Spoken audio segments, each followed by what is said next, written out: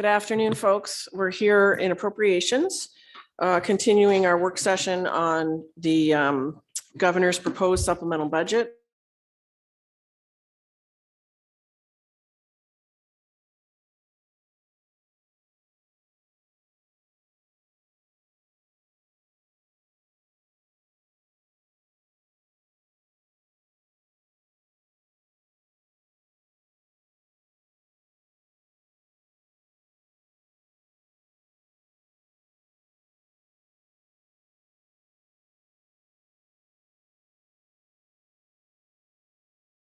District 66, which is parts of the towns of Casco, Poland, and Raymond.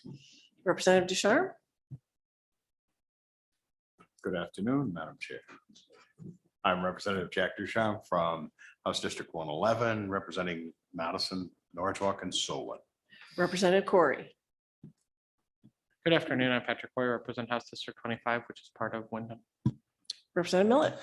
Good afternoon. Selwyn Millet, House District 71, towns of Norway, Sweden, Waterford, and West Paris. Representative Arata. Good afternoon. My name is Amy Arata, and I represent House District 65, which includes New Gloucester and part of Poland. Representative Cloutier.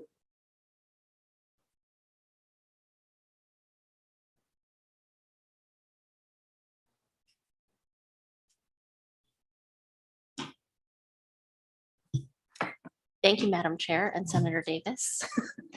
I am Kristen Cloutier. I represent House District 60, which is part of my hometown of Lewiston. Representative Martin. John Martin, House District 151, Northwestern Aroostook County. Senator Davis. Good afternoon, everybody. My name is Paul Davis. I represent Senate District 4, which is all of Piscataquis County, and parts of Somerset and Penobscot. Senator Bailey. Thank you, Madam Chair. I'm Senator Donna Bailey. I represent Senate District 31, which is Saco, Old Orchard Beach, Hollis, Leamington, and part of Buxton. And my co-chair, Representative Peirce. Hi, Madam Chair. I'm Teresa Peirce. I represent House District 44, which is the majority of Falmouth, and I serve as the House Chair on AFA. And I'm Kathy Breen. I represent 6.5 communities in Cumberland County, and I serve as Senate Chair of Appropriations. We're going to be brief today. We've got a few line items to vote on, and then the House is going to go back in. So without further ado, I'll ask my co-chair to get started. Thank you so much, Madam Chair. We'll begin on page 7 of the MODOC, line 107. This is in the Department of Education, General Purpose Aid to Schools. I would like to move this line item in as amended. It currently has $3.2 million for additional CTE funding, and I'd like to amend that down to $1.6 million. Line 107. So in as amended. Second, the in this amendment motion.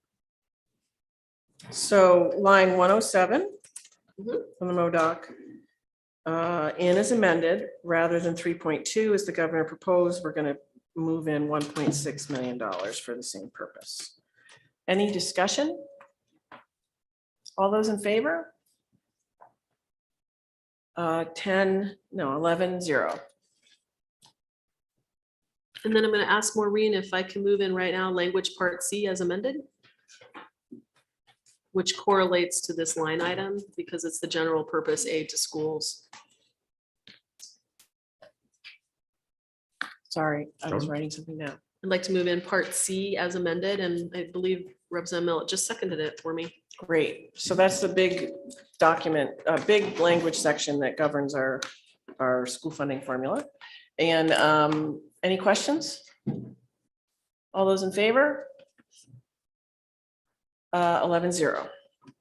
We'll now go to line 270.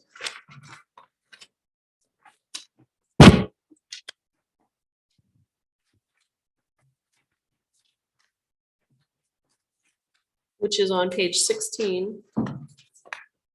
Last Wednesday, we voted in language part WW. This is the corollary line item to that language, and it has to do with the Maine Housing Authority and emergency housing relief. I'd like to move that in. Second. 270. Line 270. Seconded, Representative Millet? Second. Yes.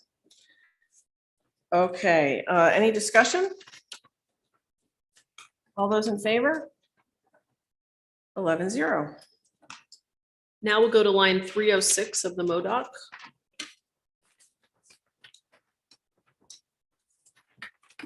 Which is the second to last page. Page 18. line 306.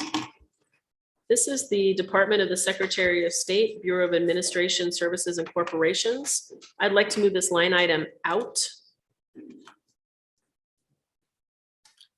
Second? Any discussion? All those in favor? 11-0. And then you have language in front of you that puts in place an act to require, well, it's an election transparency and audits. And it doesn't have a part number yet, which I'm sure it'll get. But I'd like to move this in. I do want to point out it also has a replacement Part A section, replacing the line item you just moved out. I just wanted to draw everybody's attention to make sure they see that.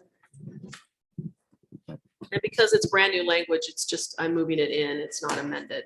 Correct. And it sets up an audit department within the Secretary of State's office, and also does training for the clerks across the state. It is, I just to point out to the people listening, it's very much like LD 1155 with just a few minor changes, and instead of one appropriation to all other, it is adding headcount and personal services and all other.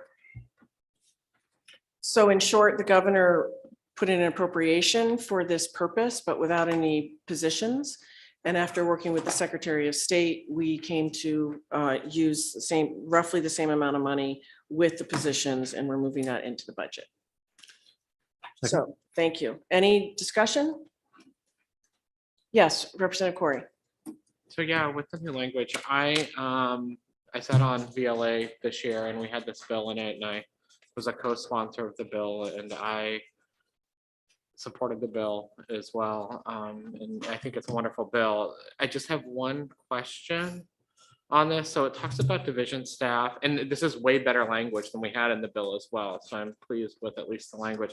But it talks about this division staff not engaging in political partisan activities. How are we assured of that? Is there something within the Title 22? I may have an answer to that. I did talk to the revisor's office about that and whether or not it would be better to put it into statute.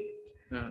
And they definitely agreed with that. And I think they're working, just as a heads up, they're working to actually put that into, they're finding a place in statute for which it would be appropriate to put into. So they may just be creating a piece of statute that talks about that division. Is there a penalty in statute for having engaged in these types of activities? It would be probably nothing more than was done, but I know with nonpartisan staff like myself, Yeah. it is in our handbook that we can't engage, and it would become a problem as far as a human resources problem with the potential losing our job should we do Yeah, but that's things. nonpartisan staff employed Correct. by the legislature, not staff employed by Right, the I'm just Secretary giving of an State. example, so I don't know, there's nothing that I know of that's part of the draft of this bill or the original bill that would prohibit or would make that a Class C crime, and I'm not sure about the legality of that Madam either. Chair, do we have the Secretary of State here today? I'm not seeing her. It's funny you should say that, because she's the one who suggested this language and suggested that we make these positions similar to OPLA. No. That's why we wrote it in to this Blippi. And I don't know if she's here, but I'm just not familiar enough with Title 22A, which. I want to add that according to the Secretary of State, she did reach out to the AG's office to get that particular piece of the Blippi drafted. go ahead. Sorry, Representative Purse. I also think that this will then now go to the revisor's office. Is that correct? That this needs to They be- would not add something to the, but Would they maybe Representative- clarify it or not? I don't, Okay. I don't think they would add a penalty. Yeah. I'm not suggesting that. I was more saying that it has another pass with what we passed here. They are finding a place in statute in which to put it, and we can certainly, as part of our language review, as soon as that's drafted, I'll get that a copy to all of the members.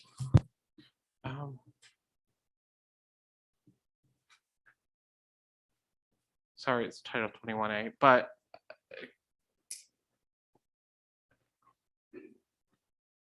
as long as we can do it in language review, I guess. I mean, I'd prefer to table something until I know, but I've already talked.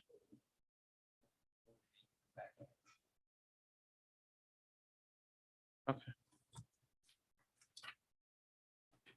Any further discussions or questions? All those in favor? 11-0.